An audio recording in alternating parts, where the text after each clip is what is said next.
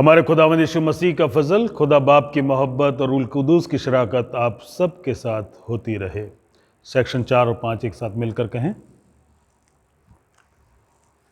ऐ तमाम कुदरत के खुदा, तेरे आगे सबके दिल का हाल खुला है। तुझे सबकी मुरादें मालूम हैं और तुझसे कोई भेद छिपा नहीं। अपने पाक रूह के असर से हमारे दिल के ख्यालों को पाक कर, ताकि हम तुझसे कामिल मोहब्बत रखें और लायक तौर पर तेरे पाक नाम की बढ़ाई करें, हमारे खुदावंद मसीह के वसीले से। आमीन। आलम बाला पर खुदा का जलाल और ज़मीन पर उसके लोगों में सुलह। खुदावंद खुदा आसमानी बादशाह, तमाम कुदरत के खुदा बाप, हम तेरी परस्तिश करते, तेरा शुक्र करते और तेरे जलाल के लिए तेरी हम्द करते हैं। ऐ खुदावंद यीशु मसीह, बाप के इकलौते बेटे, ऐ खुदावंद खुदा के बर्रे, तू जहान का गुनाह उठा ले जाता है, हम पर रहम कर। तू बाप के दाहिने बैठा है, हमारी दुआ कबूल कर। क्योंकि ऐ यीशु मसीह, तू ही कुद्दूस है, तू ही खुदावंद है, तू ही पाक रूह के साथ खुदा बाप के जलाल में आला है। आमीन।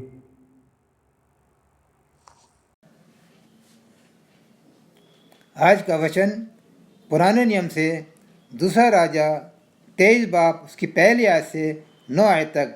वचन इस प्रकार है। राजा ने यहूदा और यरूशलेम के सब पुरनियों को अपने पास बुलाकर इकट्ठा किया। तब राजा यहूदा के सब लोगों को, यरूशलेम के सब निवासियों और याजकों, नबियों वरन छोटे बड़े सारी प्रजा के लोगों को लेकर यहोवा के भवन में गया। उसने जो वाचा की पुस्तक यहोवा के भवन में मिली थी, उसने सब बातों उनको पढ़कर सुनाई।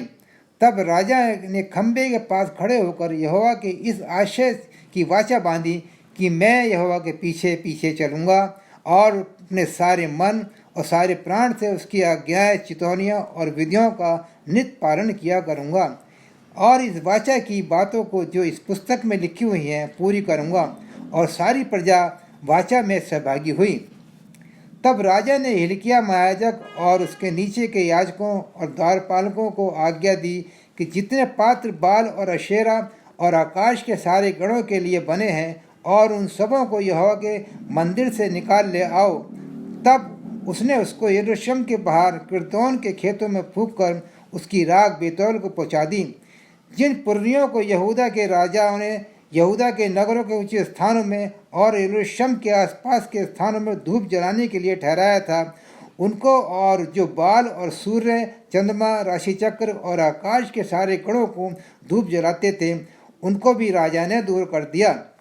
वह अशेरा को यहोवा के भवन से निकाल कर यरूशलेम के बाहर किरदोन नाले में ले गया और वहीं उनको फूंक दिया और पीस कर बुकनी कर दिया।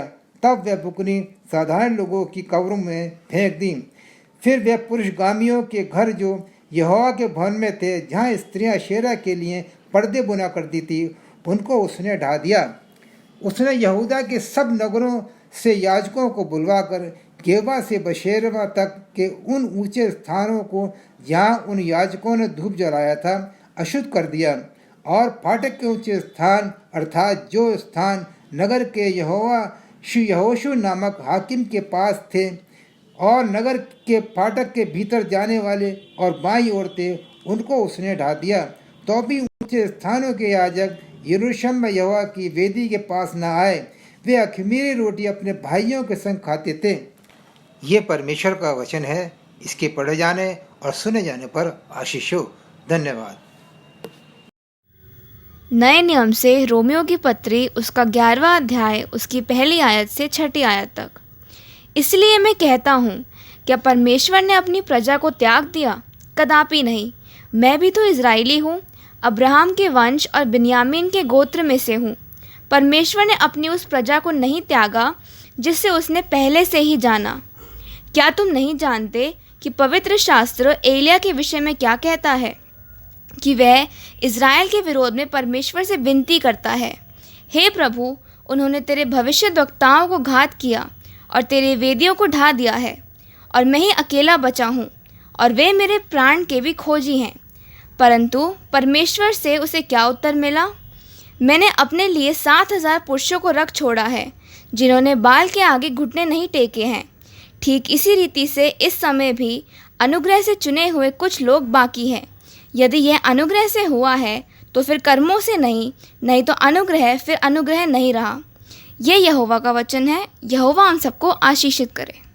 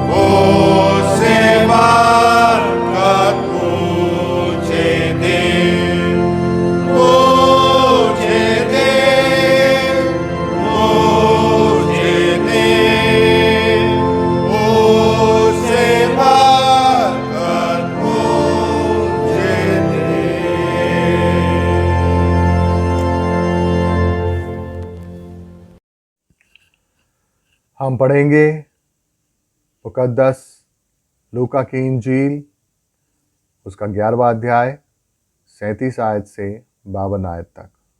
मुकद्दस लूका की इंजील उसका 11वां अध्याय 37 आयत से 52 आयत तक। जब वह बातें कर रहा था तो किसी फरीसी ने उससे विनती की कि मेरे यहाँ भोजन कर, और वह भीतर जाकर भोजन करने बैठा। फरीसी ने यह देखकर अचंभा दिया कि उसने भोजन करने से पहले स्नान नहीं किया। प्रभु ने उससे कहा, हे फरीसियों, तुम कटोरे और थाली को ऊपर ऊपर तो मांजते हो, परंतु तुम्हारे भीतर अंधेर और दुष्टता भरी है। हे निर्बुद्धियों, जिसने बाहर का भाग बनाया, क्या उसने भीतर का भाग नहीं बनाया? परंतु हाँ, भीतर वाली वस्तुओं को दान कर दो, तो देखो सब कुछ तुम्हारे लिए शुद्ध हो जाएगा।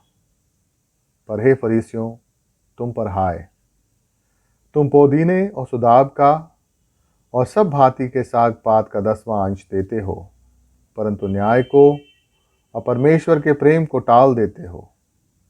चाहिए तो था कि इन्हें भी करते रहते और उन्हें भी ना छोड़ते। हे फरीसियों, तुम पर हाय, तुम आराधनालयों में मुख्य मुख्य आसन और बाजारों में नमस्कार चाहते हो। हाय तुम पर, क्योंकि तुम उन छुपी कब्रों के समान हो जिन पर लोग चलते हैं परंतु नहीं जानते। तब एक व्यवस्थापक ने उसको उत्तर दिया कि हे गुरु, इन बातों के कहने से तू हमारी निंदा करता है। उसने कहा, हे व्यवस्थापकों, तुम पर भी हाय, तुम ऐसे बोझ जिनको उठाना कठिन है मनुष्यों पर लादते हो, परंतु तुम आप उन बोझों को अपनी एक उंगली से भी नहीं छूते। हाय तुम पर, तुम उन भविष्यवक्ताओं की कब्रें बनाते हो जिन्हें ही तुम्हारे बाप दादों ने मार डाला था। सो तुम गवाह हो और अपने बाप दादों के कामों में सहमत हो, क्योंकि उन्होंने तो उन्हें मार डाला और तुम उनकी कब्रें बनाते हो।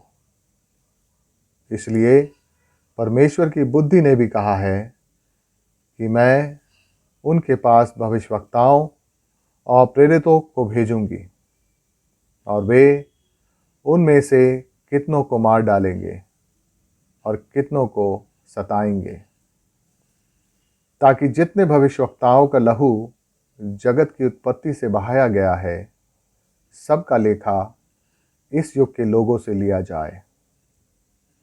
हाबिल की हत्या से लेकर जकराया की हत्या तक, जो वेदी और मंदिर के बीच में घात किया गया, मैं तुमसे सच कहता हूँ, उसका लेखा इसी समय के लोगों से लिया जाएगा।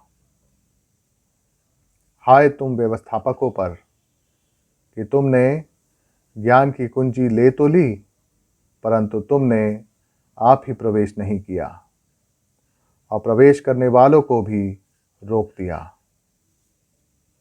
ये मसीह की इंजील है। आइए हम परमेश्वर के वचन में जाने से पहले प्रार्थना करें। प्यारे प्रभु, धन्यवाद करते हैं इस सुंदर समय के लिए जो आपकी मर्ज़ी से हमारे जीवन में आया है। परमेश्वर, हम चाहते हैं कि जब वचन की ओर हम ध्यान करते हैं तो आपके पवित्र आत्मा की अगुवाई हम सबको मिले। परमेश्वर, आपका अनुग्रह हम सब पर हो, ताकि परमेश्वर आपके अनुग्रह में होकर हम आपके वचन को सीख सकें, समझ सकें और परमेश्वर अपनी ज़िंदगियों में उतार सकें। प्रभु, हमारी सहायता करें और हमें परमेश्वर अपने महिमा के लिए तैयार करें। प्रभु यीशु ख्रीस्त के नाम में मांगते हैं, आमीन।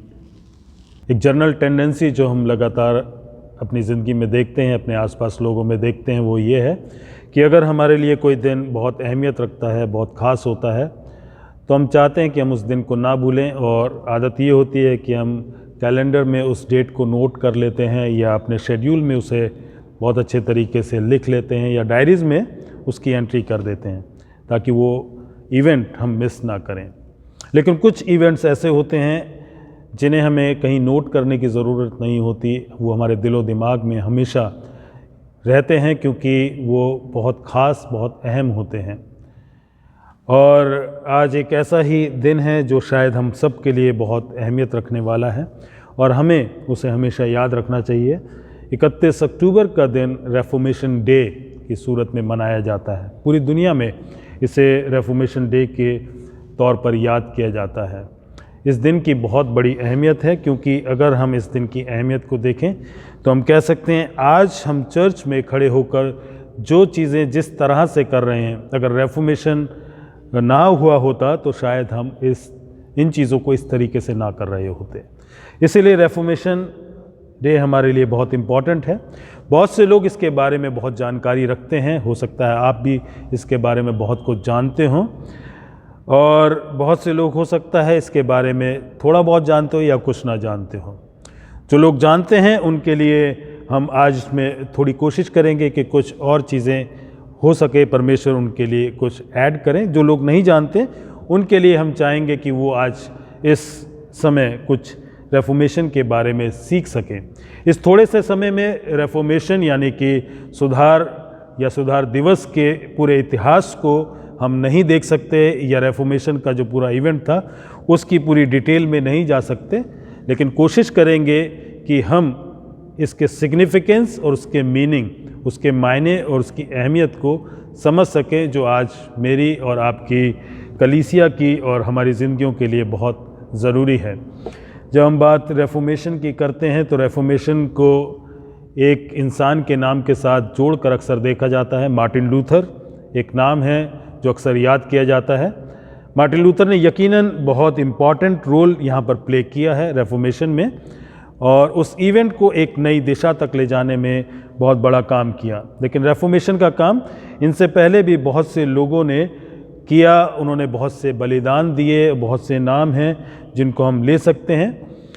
लेकिन हम ये कह सकते हैं कि रेफॉर्मेशन एक बहुत लंबा प्रोसेस रहा, और उस प्रोसेस को अगर हम देखें तो परमेश्वर ने उस प्रोसेस को उत्पत्ति की पुस्तक में से हम देखते हैं वहाँ से शुरू किया। एक काम शुरू हुआ ताकि जब इंसान जो खुदावन से दूर हो गया है, परमेश्वर से दूर हो गया अपनी गुनाहों की वजह से, वो एक बार फिर से परमेश्वर के पास वापस लौट सके। उस रिश्ते में जो परमेश्वर के साथ उसका टूट गया है वापस फिर से स्थापित हो सके, उसके लिए परमेश्वर ने रेफॉर्मेशन के काम को शुरू किया। नबियों के द्वारा पुराने नियम में हम देखते हैं और नए नियम में हम देखते हैं रसूलों या प्रेरितों के द्वारा इस काम को किया गया। लेकिन सबसे परफेक्ट तरीके से, सबसे अच्छे तरीके से जो रेफॉर्मेशन की शिक्षाएं या काम को हम देखते हैं वो प्रभु यीशु मसीह के ज़िंदगी में हमें देखने को मिलता है, जो इंजील में है। क्योंकि प्रभु यीशु मसीह से बड़ा रिफॉर्मर, उनसे बड़ा सुधारक अब तक ना कोई हुआ है ना कोई होगा, because he was the perfect reformer. और इस चीज़ को हम ध्यान में रखते हुए आगे बढ़ते हैं और देखते हैं कि किस तरीके से रेफॉर्मेशन का काम आज हमारे तक पहुंचा है। रेफॉर्मेशन की जब बात करें तो मार्टिन लूथर के साथ जब इसे जोड़कर देखा जाता है तो उनकी ज़िंदगी और इस इतिहास को कि मार्टिन लूथर ने किस तरीके से इस काम को आगे बढ़ाया। लेकिन इससे पहले कि उन्होंने इस काम को कैसे किया या कैसे आगे बढ़ाया, इस बात को जान लें कि वो किस तरीके से अपनी ज़िंदगी में बहुत सी चीज़ों में संघर्ष कर रहे थे, जिनके द्वारा वो इस मुकाम, इस जगह तक पहुँचे कि वो रेफॉर्मेशन के बारे में सोचें और इसके बारे में काम करें। मार्टिन लूथर जो कि एक अगस्टीनियन ट्रेडिशन के मॉन्क थे, वो उस समय, क्योंकि सिर्फ कैथोलिक चर्च ही था, उसमें एक प्रेस्बिटर थे, वहाँ पर अपने उद्धार को लेकर बहुत ज़्यादा संघर्ष के उस बात में थे जिसने उन्हें बहुत परेशान कर रखा था। वो किसी भी तरीके से अपने उद्धार को हासिल करना मांगते थे अपने कामों के द्वारा या उन एक्शंस के द्वारा जो उन्हें उस ट्रेडिशन में या रोमन कैथोलिक चर्च की थियोलॉजी और शिक्षाओं में सिखाया गया था। एक सवाल उन्हें बहुत परेशान कर रहा था, एक सवाल उन्हें बार बार बहुत ज़्यादा तंग कर रहा था, और वो ये था कि मैं किस तरीके से एक दिन पवित्र और धर्मी परमेश्वर के सामने खड़ा होकर उसका सामना करूंगा। How am I going to face holy and righteous God one day. और इस सवाल को अगर हम देखें, जिसने मार्टिन लूथर को बहुत ज़्यादा परेशान किया था, अगर आज अपनी ज़िंदगियों में, अपने समाज में, अपने समय में ला कर देखें, हमारे आसपास बहुत से ऐसे लोग हैं जो बहुत बड़े बड़े फैसले करते हैं, बहुत से चीज़ों के ऊपर विचार विमर्श किया जाता है, बहुत सी चीज़ों के ऊपर कंटम्पलेट किया जाता है, बहुत सी प्लानिंग्स को सोचा जाता है, उन्हें अंजाम तक पहुंचाने की कोशिश की जाती है। लेकिन वो सवाल जो मार्टिन लूथर के दिमाग में लगातार चल रहा था, हम लोगों के दिमाग में वो कितना चलता है? How am I going to face holy and righteous God one day? और ये सवाल हम सिर्फ आम लोगों के लिए नहीं, अगर बाइबल बिलीविंग चर्च में उन लोगों के बारे में भी रख कर देखें जो अपने आप को कहते हैं कि मैं परमेश्वर के लिए हूँ, परमेश्वर के लिए मेरा जीवन समर्पित है, मैं परमेश्वर का वफादार हूँ, वो लोग इस सवाल को कितना अपने दिलो दिमाग में रखते हैं जो मार्टिन लूथर के दिलो दिमाग में था कि how am I going to face holy and righteous God one day. अजीज़ों, इस सवाल ने मार्टिन लूथर को प्रॉम्प्ट किया कि वो अपने इन चीज़ों को समझने की कोशिश करे, इन शिक्षाओं को समझने की कोशिश करे जो उसको दी गई हैं, और उसने इन बातों के बारे में सोचना शुरू किया। मार्टिन लूथर के समय में जो रोमन कैथोलिक चर्च की जो टीचिंग या जो शिक्षाएं नजात या उद्धार को लेकर थी, वो इस तरीके से थी जिसका असर अब तक है। वो टीचिंग क्या थी, अंग्रेज़ी में पहले देखते हैं, उसके बाद हम इसे अनुवाद करके समझने की कोशिश करेंगे। वो टीचिंग ये थी कि God works in Christian, notice what I say, God works in Christian infusing him with grace, and then that grace allows that Christian to do certain actions or works which merits God's favor। अजीज़ों, ये शिक्षा ये थी कि परमेश्वर एक मसीह के ज़िंदगी में या मसीह में काम करता है, उसमें अपने अनुग्रह को उड़ेल देता है या उस अनुग्रह से उसे भर देता है, तब वो अनुग्रह उसके द्वारा कुछ कामों को करवाता है और उन कामों के द्वारा वो परमेश्वर की तरफदारी या उसकी फेवर को हासिल कर लेता है, जिससे उसे नजात मिलती है। अब ये शिक्षा जो उस समय रोमन कैथोलिक चर्च की थी, वो किसी भी तरीके से मार्टिन लूथर को कोई तसल्ली या कोई रिलीफ नहीं दे रही थी। अजीज़, सही मायने में ये शिक्षा कभी भी किसी को भी कोई सच्ची तसल्ली या सच्चा रिलीफ नहीं दे सकती है। और इसी चीज़ के बारे में हम देखते हैं कि रोमियो की पत्री उसका 11वां अध्याय और उसका 6वां पद हमसे बात करता है। यहाँ पर लिखा है, यदि अनुग्रह से हुआ है तो फिर कर्मों से नहीं, नहीं तो अनुग्रह फिर अनुग्रह नहीं रहा। यहाँ पर अनुग्रह और कर्मों की बात की गई है, वर्क्स एंड ग्रेस की बात की गई है, और ये पद हमें बताता है कि जो अनुग्रह और जो कर्म है, grace and works are mutually exclusive, वो एक दूसरे से अलग हैं। They can not be mingled, they can not be mixed, they can not be overlapped. वो एक दूसरे से बिल्कुल अलग हैं। जैसे पानी और तेल को मिलाया नहीं जा सकता, वो आपस में मिल नहीं सकते। जैसे एल्कलाइन और एसिड दोनों का पीएच लेवल बहुत अलग होता है। एल्कलाइन एसिड नहीं हो सकता, एसिड एल्कलाइन नहीं हो सकता, दोनों अपने आप से अलग हैं। उसी तरीके से कर्म और अनुग्रह एक दूसरे से अलग है।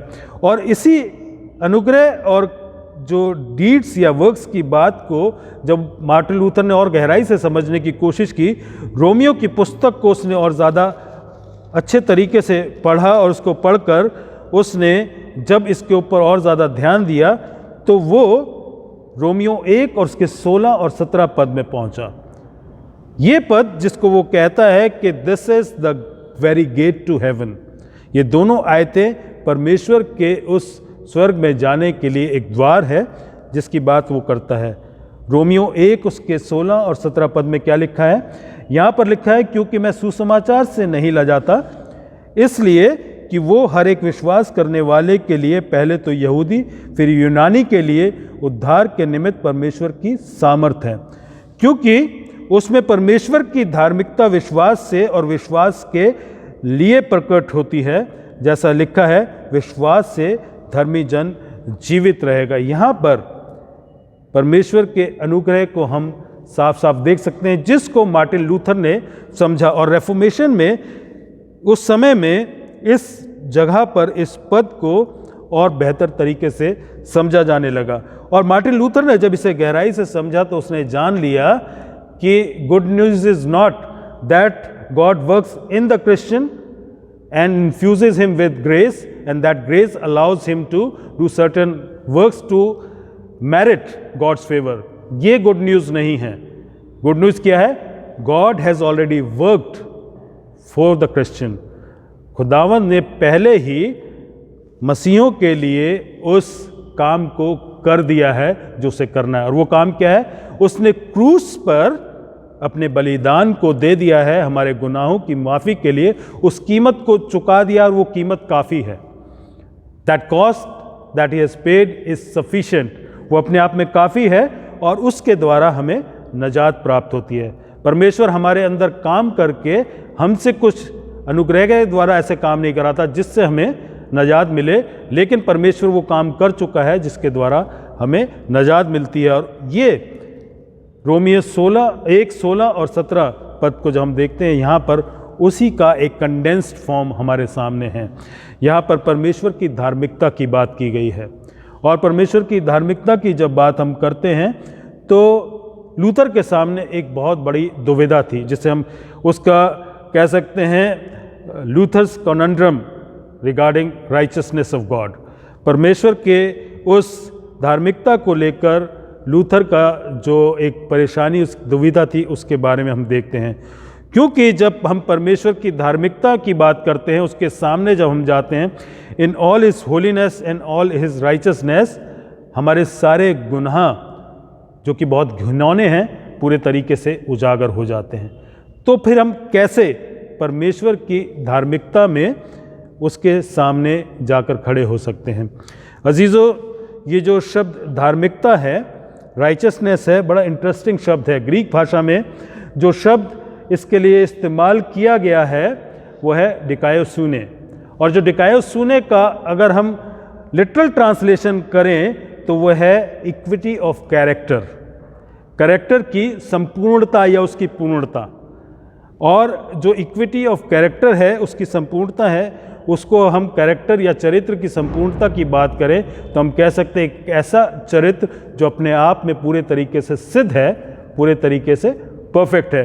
क्योंकि इसकी डेफिनेशन अगर हम देखें तो डेफिनेशन क्या है कि जो इक्विटी ऑफ कैरेक्टर का मतलब है, it possesses all good qualities in perfection and in perfect balance. जो इक्विटी ऑफ कैरेक्टर है, जो राइचसनेस है, उसका मतलब ये है कि एक जन जिसके पास सारी अच्छी खूबियां हैं, जो अच्छी क्वालिटी हैं, वो पूरी सिद्धता, पूरी परफेक्शन के साथ है। ना सिर्फ सिद्धता या परफेक्शन के साथ है, लेकिन उसके साथ साथ वो पूरे संतुलन, इन परफेक्ट बैलेंस में भी हैं। अजीज़ों, बहुत अहम है इस बात को समझना, क्योंकि याकूब बताता है, अगर याकूब 2 उसके 10वें पद को देखें, अगर कोई कहता है कि उसने सारी व्यवस्था को पूरा किया और एक बात में चूक जाए तो वो सारी व्यवस्था का दोषी ठहरा। तो कौन राइचस हो सकता है, कौन धर्मी हो सकता है? ये हमारे लिए एक बहुत बड़ी चुनौती हो जाती है। क्योंकि एक एग्जाम्पल से समझने की कोशिश करें। एक धनी युवक प्रभु यीशु मसीह के पास आया, उसने पूछा कि हे अच्छे गुरु, मैं किस तरीके से अनंत जीवन को हासिल कर सकता हूँ? और उस इंसान को देखे तो उसके इंसान में जो उसने अपना इवैल्यूएशन दिया, उसने बताया कि वो सारी व्यवस्था को किस तरीके से पूरा करता आया है। अगर उसको देखें तो उसके अंदर बहुत सी ऐसी क्वालिटीज़ थी जिन्हें एडमायर किया जा सकता है, जिन्हें कमेंट किया जा सकता है, जिनकी तारीफ़ की जा सकती है। लेकिन इसके बावजूद भी जब प्रभु यीशु मसीह ने उसे कहा कि तू अपनी सारी दौलत बेचकर लोगों में बांट दे और मेरे पीछे हो ले, तो वो स्थान, वो प्रायोरिटी, वो प्रेफरेंस परमेश्वर को नहीं दे पाया जो वो दौलत को दे रहा था।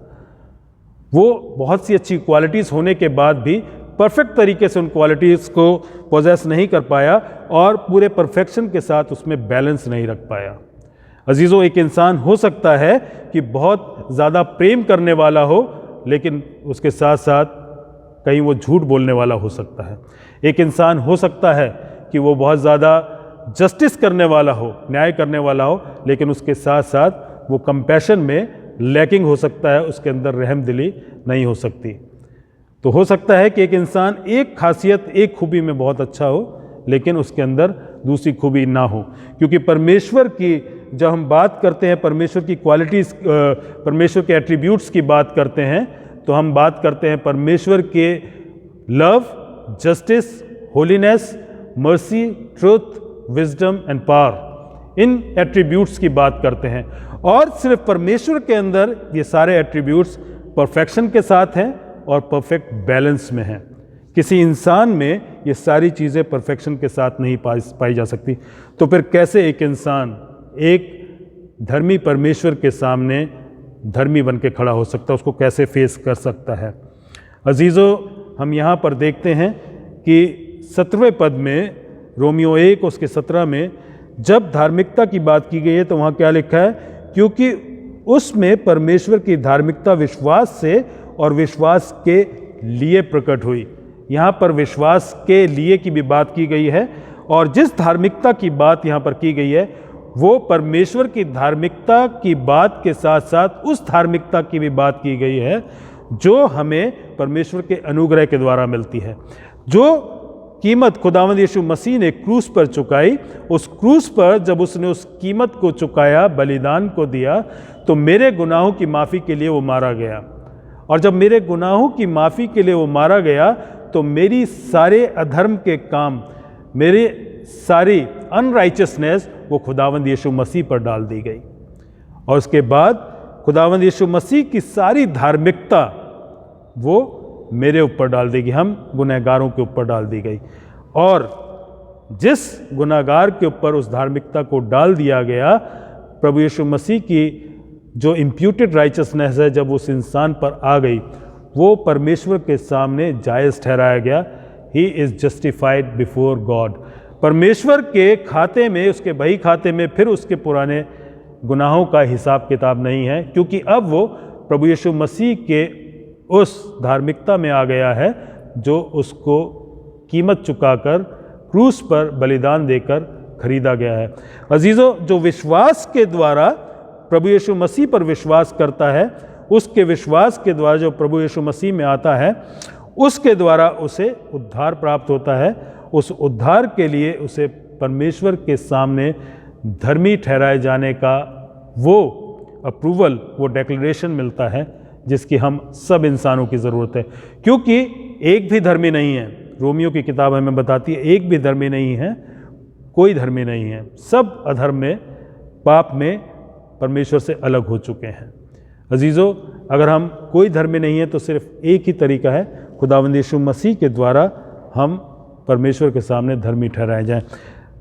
इसलिए इस आयत को जहाँ पर लिखा है कि विश्वास से धर्मी जन जीवित रहेगा, जो कि हबक्कुक उसके 2 अध्याय 4 पद को यहाँ पर दोबारा लिखा गया है, और गलातियों की पत्री और इब्रानियों की पत्री में भी इसी फ्रेज़ का जिक्र आता है।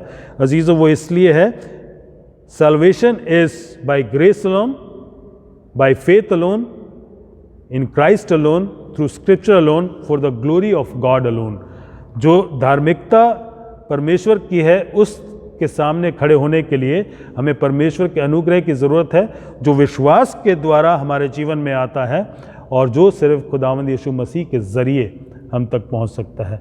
This is the doctrine and teaching of justification. और उसके द्वारा हम समझ सकते हैं कि हम कैसे परमेश्वर के सामने धर्मी ठहराए जा सकते हैं। सिर्फ एक ही तरीका है, ग्रेस अलोन।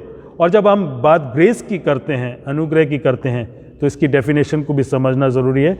ग्रेस अपने आप में एक फेवर है, वो फेवर जो परमेश्वर हमारे लिए करते हैं।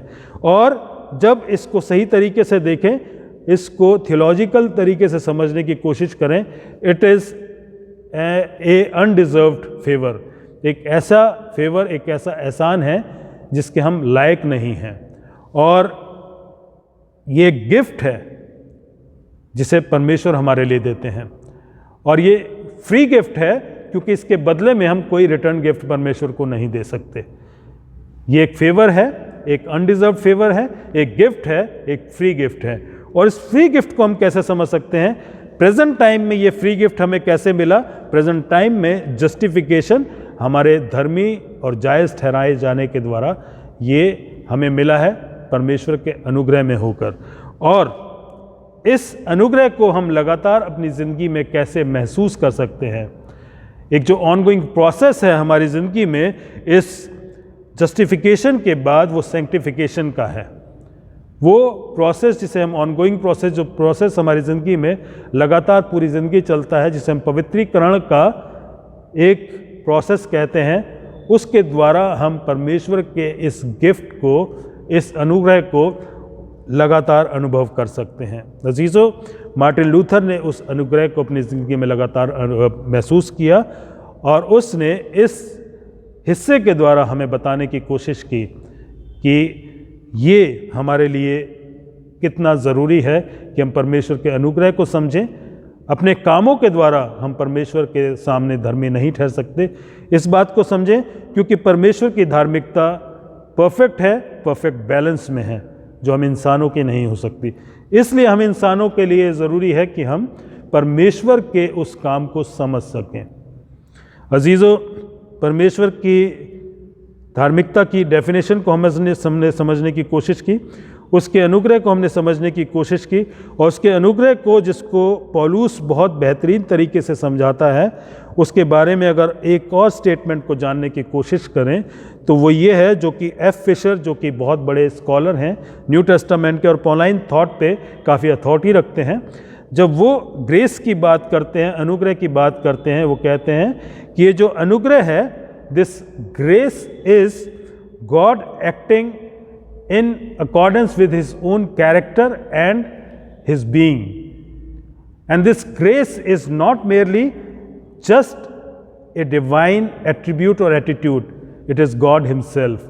ये जो अनुग्रह है, परमेश्वर जब अपने चरित्र और अपने किरदार और अपने वजूद के अनुसार काम करता है, तो ये अनुग्रह वो है। और इस अनुग्रह को हम समझे तो ये सिर्फ एक एट्रीब्यूट या परमेश्वर का एक गुण नहीं है, ये खुद परमेश्वर है।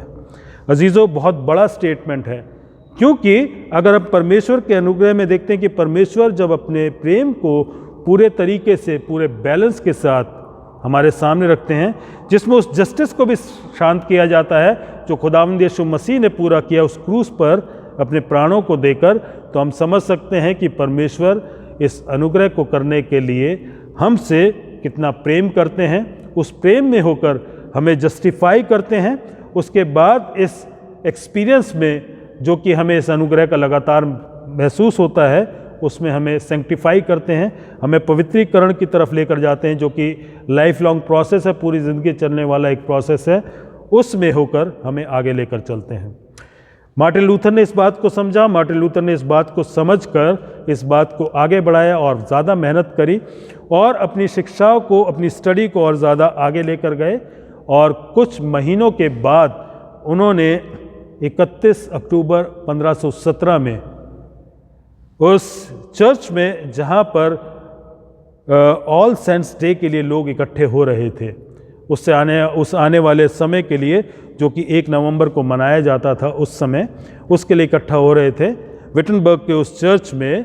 वहाँ पर उसके दरवाजे पर 95 स्टेटमेंट्स, जिन्हें 95 थीसिस कहा जाता है, उसको ठोक दिया या नेल कर दिया या उसको पेस्ट कर दिया, वहाँ लगा दिया, ताकि उन बातों के बारे में जो स्टेटमेंट्स वहाँ पर लिखी गई थी, उस समय के स्कॉलर्स, चर्च लीडर्स के साथ वो डिबेट कर सकें और अनुग्रह और जो कर्म हैं उनको सही तरीके से डिफाइन किया जा सके और जो गलत शिक्षाएं हैं उनसे चर्च को नजात दिलाई जा सके। बहुत सी शिक्षाएं ऐसी थी जिनके बारे में कहा जाता है, इंडल्जेंसेस की बात की जाती है कि पैसा देकर आप प्रगटरी के द्वारा अपने मरे हुए लोगों को भी, जो कि परमेश्वर की नजात नहीं पा चुके हैं, उनको भी परमेश्वर की नजात खरीद कर दे सकते हैं। अजीज़ों, नजात जो कि अनुग्रह से है, सिर्फ अनुग्रह से हमें मिल सकती है और अनुग्रह को ना तो खरीदा जा सकता है, ना कमाया जा सकता है, ना उसे जीता जा सकता है। वो सिर्फ और सिर्फ परमेश्वर की मर्ज़ी से है। परमेश्वर का वचन हमें बताता है कि ये जो अनुग्रह है ये इटर्नल है, ये हमेशा के लिए है, हमेशा से था। क्योंकि अगर हम दूसरा तिमुथियुस का पहला अध्याय उसके 9वें पद को देखें तो वो हमें बताता है कि इससे पहले अनुग्रह किया गया, उसकी योजना उससे पहले बना ली गई थी। और ये जो अनुग्रह है ये मुफ्त है, इट इज़ फ्री। इस अनुग्रह को मुफ्त जो है उसके बारे में हम रोमियो 3:24 में पढ़ सकते हैं कि ये हमेशा मुफ्त मिलता है, इसकी कोई कीमत नहीं चुकाई जा सकती। और तीसरी चीज़ इसके बारे में जो सबसे ज़्यादा इम्पॉर्टेंट है वो ये है कि ये जो अनुग्रह है वो सॉवरेन है, वो अपने आप में पूरी प्रभुता रखता है, उसके लिए किसी की जवाबदेही नहीं है। क्योंकि प्रभु का कलाम हमें बताता है, परमेश्वर का वचन हमें बताता है, निर्गमन 33 उसके 19वें पद में यहोवा परमेश्वर ये कहते हैं कि मैं जिस पर चाहूँ, जिस पर अनुग्रह करना चाहूँ मैं उस पर अनुग्रह करूँगा। ये परमेश्वर का अधिकार है, परमेश्वर के ऊपर कोई कंपल्शन नहीं है कि वो सबके ऊपर अनुग्रह करें। परमेश्वर का रहम सबके लिए है। हमें ये बात भजन संहिता 145 उसके 9वें पद में मिलती है कि परमेश्वर की रहमत, उसकी दया सबके लिए है। लेकिन परमेश्वर का अनुग्रह सिर्फ उनके लिए है जो नजात में खुदावंद यीशु मसीह पर विश्वास करके नजात के लिए आते हैं और अनुग्रह के द्वारा इसे हासिल करना चाहते हैं, ना कि अपने कर्मों के द्वारा। अनुग्रह सिर्फ उनके लिए है। कई लोग इसे डॉक्ट्रिन ऑफ इलेक्शन भी कहते हैं, लेकिन हम इसे इस बात को इस तरीके से समझ सकते हैं, ये परमेश्वर की मर्जी है कि किन लोगों को अपने अनुग्रह में शामिल करे, किन लोगों के लिए वो ग्रेशियस हो। क्योंकि वो लोग जो परमेश्वर के अनुग्रह को तुच्छ जानते हैं, परमेश्वर को तुच्छ जानते हैं, परमेश्वर की हमेशा खिलाफत में रहते हैं, परमेश्वर के ऊपर कोई कंपल्शन नहीं है कि उनके ऊपर अनुग्रह करे।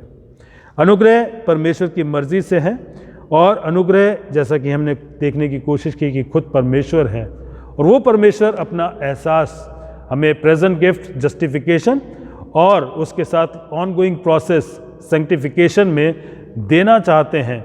अगर हम उसका आदर नहीं करते तो हम परमेश्वर के सामने उस दिन खड़े नहीं हो पाएंगे। इस सवाल को एक बार फिर से हमें सोचने की ज़रूरत है, that how am I going to stand and face holy and righteous God one day. अजीज़ों, मैं अपने आप में, अपनी काबिलियत में ये नहीं कर सकता, सिर्फ परमेश्वर के अनुग्रह में होकर ये काम मेरी ज़िंदगी में हो सकता है, जो मुझे अनंत जीवन तक ले जा सकता है। परमेश्वर इन वचनों के द्वारा हम सबको आशीषित करे। आइए हम दुआ मांगे। हमारे प्रभु, हमारे पिता, हमारे परमेश्वर, धन्यवाद करते हैं समय के लिए जो आपने हमें दिया और इस शिक्षा के लिए जो आपने आज हमारे सामने रखी। खुदावंद शुक्रगुजार हैं उस रेफॉर्मेशन के लिए, उसके खास दिन के लिए जिसे हम याद करते हैं, उन ज़िंदगियों के लिए जिन्होंने बलिदान दिए, उन ज़िंदगियों के लिए खुदावंद जिन्होंने आपके कलाम को समझा और हम तक पहुंचाया। परमेश्वर, होने दें कि हम रेफॉर्मेशन की इस कीमत को समझ सकें, क्योंकि इसके द्वारा ही ये संभव हो सका कि हमें अपनी अपनी भाषा में बाइबल का अनुवाद मिल सका।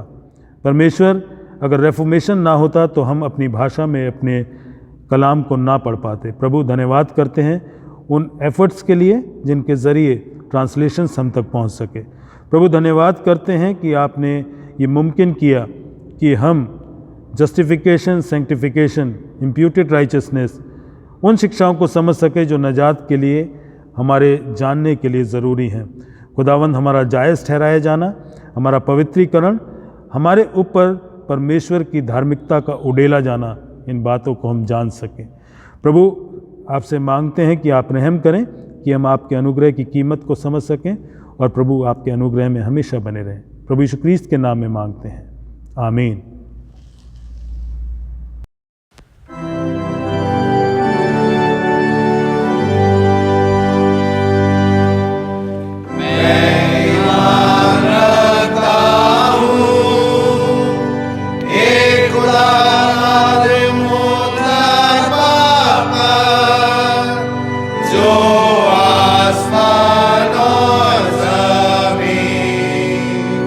और सब की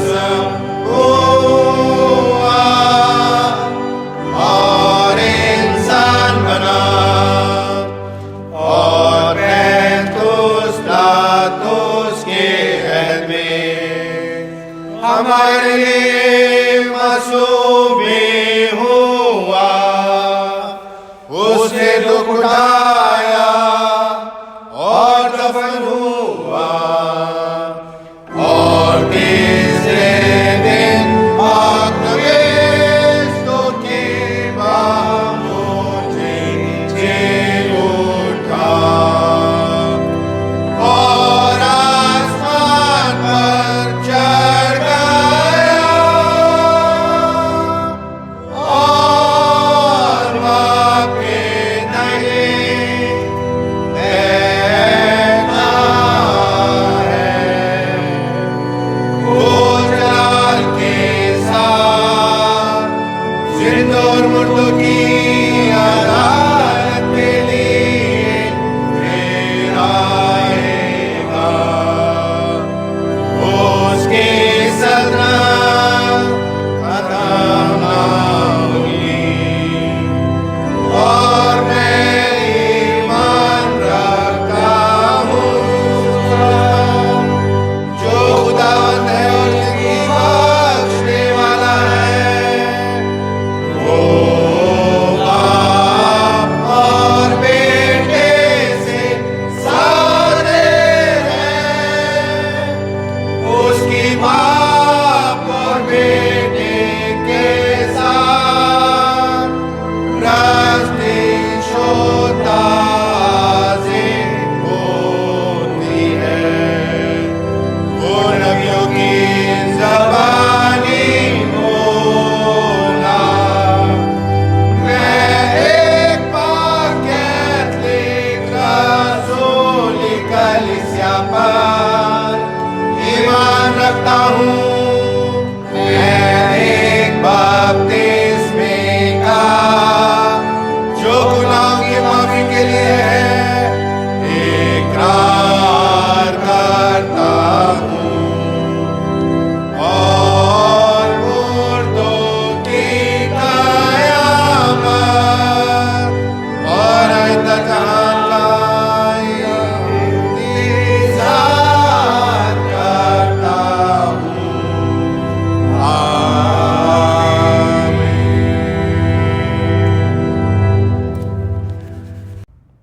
प्रभु यीशु मसीह के प्यारे और मीठे नाम में मैं आज आप सबका इस आराधना सभा में स्वागत करता हूं। परमेश्वर आपको बहुत आयत से आशीषित करे। हम इन इबादतों में शामिल हो पा रहे हैं ऑनलाइन तरीके से, परमेश्वर का धन्यवाद करना चाहते हैं। आने वाले दिनों में भी अगर परमेश्वर की इच्छा होगी तो हम इसी तरीके से ऑनलाइन सर्विस में शामिल होते रहेंगे।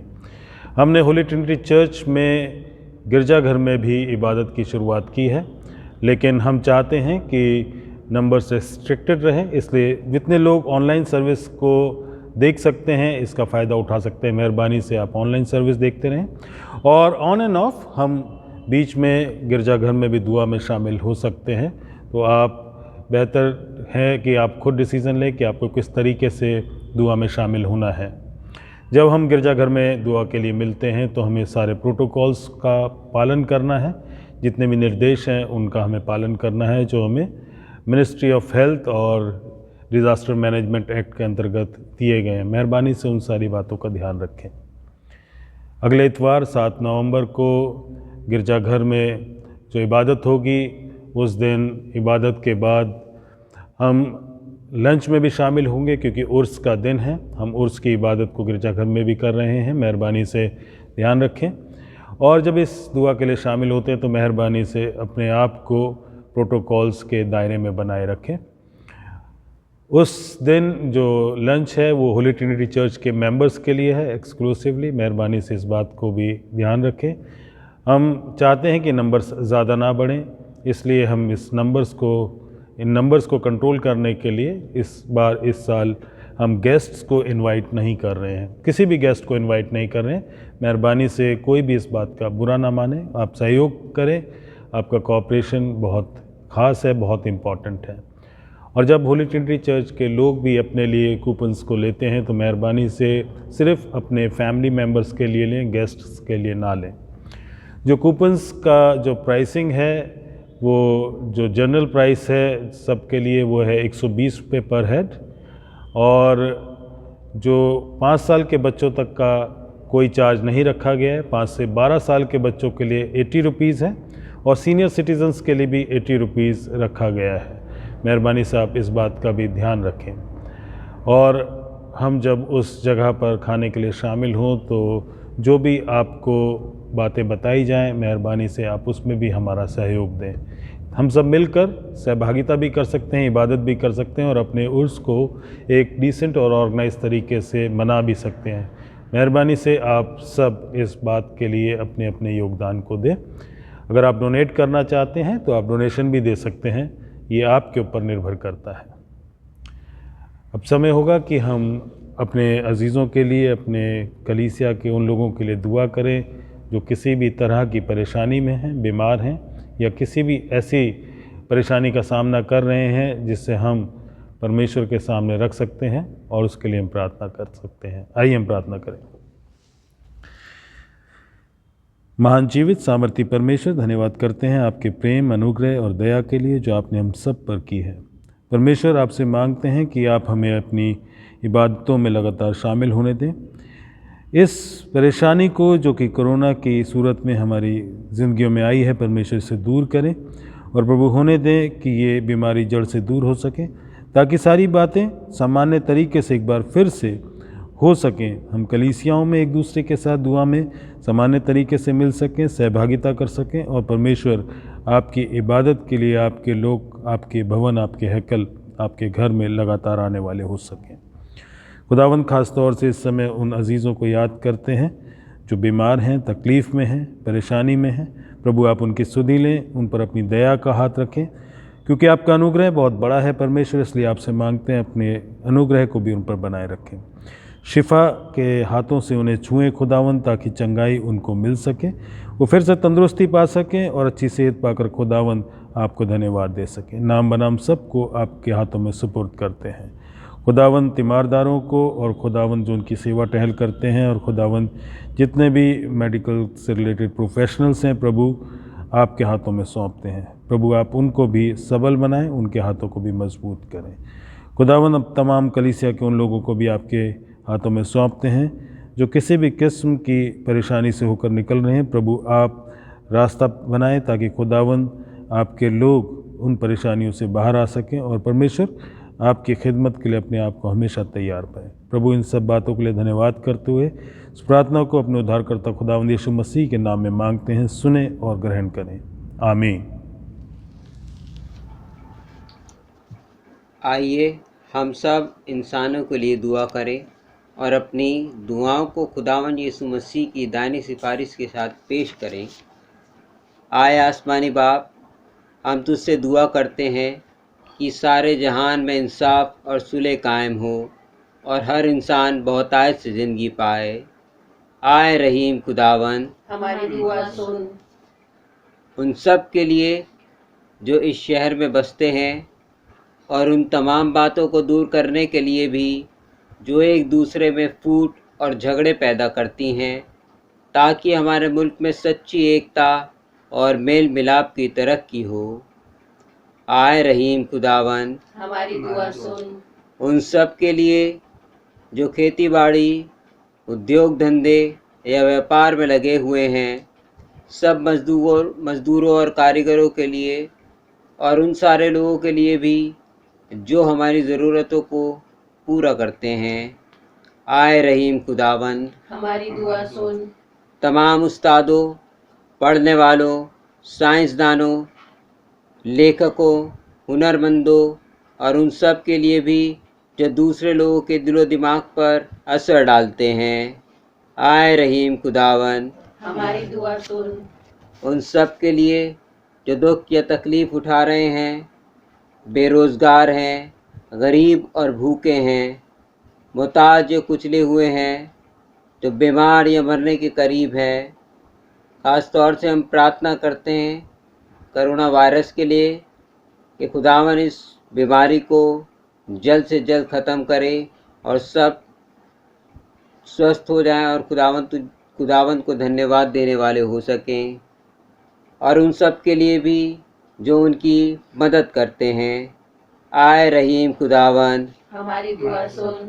उन सब के लिए जिन्हें इस मुल्क और दूसरे मुल्कों में इख्तियार दिया गया है, खासकर हमारे राष्ट्रपति रामनाथ कोविंद, प्रधानमंत्री नरेंद्र मोदी, इस सूबा के गवर्नर अनिल बैजल और मुख्यमंत्री अरविंद केजरीवाल, और उन सब के लिए भी जो किसी भी तरह का इख्तियार रखते हैं।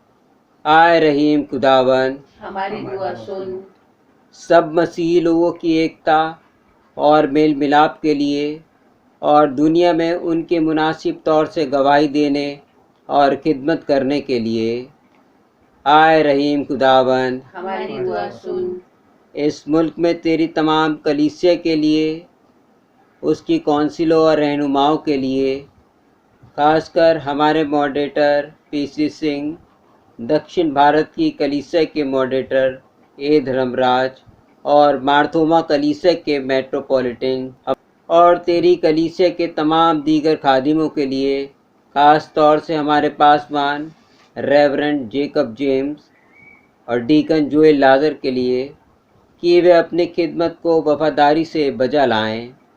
आए रहीम खुदावन, हमारी दुआ सुन। ये बख्श कि तेरे उन तमाम लोगों के साथ जिन्होंने वफादारी से इस दुनिया में तेरी खिदमत की है, हम भी तेरी बादशाही की अब्दी खुशी में शरीक हों। आए रहीम खुदावन, हमारी दुआ सुन। आए आसमानी बाप, अपनी बादशाही जल्ला और हमारी इन दुआओं को कबूल फरमा, जो हम तेरे बेटे और अपने खुदावंद और मुंजी यीशु मसीह के नाम के वसीले से पेश करते हैं। आमीन। गुनाहों का इकरार। आए अजीजो, हमारे खुदावन यीशु मसीह ने फरमाया, खुदावन हमारा खुदा एक ही खुदावन है। तो खुदावन अपने खुदा से अपने सारे दिल और अपनी सारी जान और अपनी सारी अकल और अपनी सारी ताकत से मोहब्बत रख। पहला हुक्म यही है। दूसरा यह है कि तू अपने पड़ोसी से अपने बराबर मोहब्बत रख। इनसे बड़ा और कोई हुक्म नहीं। खुदा ने दुनिया से ऐसी मोहब्बत रखी कि उसने अपना इकलौता बेटा यीशु मसीह बख्श दिया कि हमें गुनाहों से बचाए, आसमान में हमारे लिए सिफारिश करे और हमें हमेशा की ज़िंदगी को पहुँचाए। इसलिए आइए हम तौबा ईमान के साथ अपने गुनाहों का इकरार करें। हम खुदा के फजल से उसके हुक्मों को मानने का और सब लोगों के साथ मेल और मोहब्बत से रहने का पक्का इरादा करें। आए तमाम कुदरत के खुदा, हमारे आसमानी बाप, हमने ख्याल, कौल और फ़ेल से और अपने ही साथियों के ख़िलाफ़ गुनाह किया है। हमने अपनी नादानी और कमज़ोरी के बाइस और जानबूझकर भी बुराई की है और भलाई करने में नाकामयाब रहे हैं। इन सब के लिए हम निहायत गमगीन हैं और तौबा करते हैं। तेरे बेटे यीशु मसीह ने हमारे लिए अपनी जान कुर्बान की है। उसी की खातिर हमसे जो कुछ हुआ है माफ़ फरमा और ये बख्श कि हम आगे को नई ज़िंदगी में तेरी खिदमत बजलाएँ, ताकि तेरे पाक नाम का जलाल जाहिर हो। आमीन। तमाम कुदरत का खुदा उन सब को माफ़ करता है जो अपने साथियों को माफ़ करते और सच्चे दिल से तौबा करते हैं। वो हम पर रहम करे, हमारे सब गुनाहों को बख्शे और उनसे हमको रिहाई दे। हर तरह की नेकी में हमको मुस्तकमिल मजबूत करे और हमें हमेशा की ज़िंदगी में कायम रखे, हमारे खुदावंद यीशु मसीह के वसीले से। आमीन। दुआए रब्बानी एक साथ करें। ऐ हमारे बाप, तू जो आसमान पर है, तेरा नाम पाक माना जाए, तेरी बादशाहत आए, तेरी मर्ज़ी जैसे आसमान पर पूरी होती है ज़मीन पर भी हो। हमारी रोज़ की रोटी आज हमें दे, हमारे कसूरों को माफ़ कर कि हम भी अपने कसूरवारों को माफ़ करते हैं। हमें आजमाइश में ना पड़ने दे, बल्कि बुराई से बचा, क्योंकि बादशाहत, कुदरत और जलाल अबद तक तेरा ही है। आमीन। खुदा का इत्मीनान जो समझ से बिल्कुल बाहर है, तुम्हारे दिलों और ख़यालों को खुदा और उसके बेटे हमारे खुदावंद यीशु मसीह की पहचान और मोहब्बत में महफूज रखे। और खुदा कादिर मुतलक बाप, बेटे और रुल कुदूस की बरकत तुम पर हो और तुम्हारे साथ हमेशा रहे। आमीन।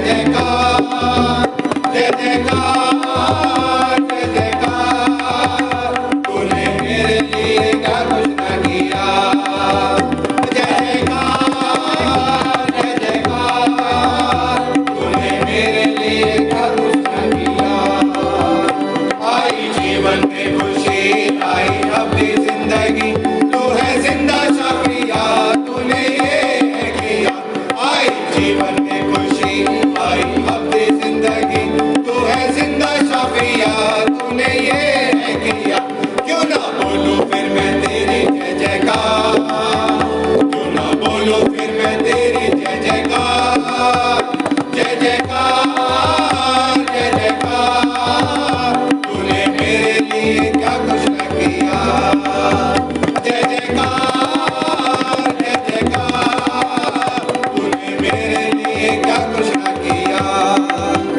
अपनी रूह से भर दिया अपनी शक्ति मुझको दी ताकि दूं मैं गवाही तेरे जी उठने की अपनी रूह से भर दिया अपनी शक्ति मुझको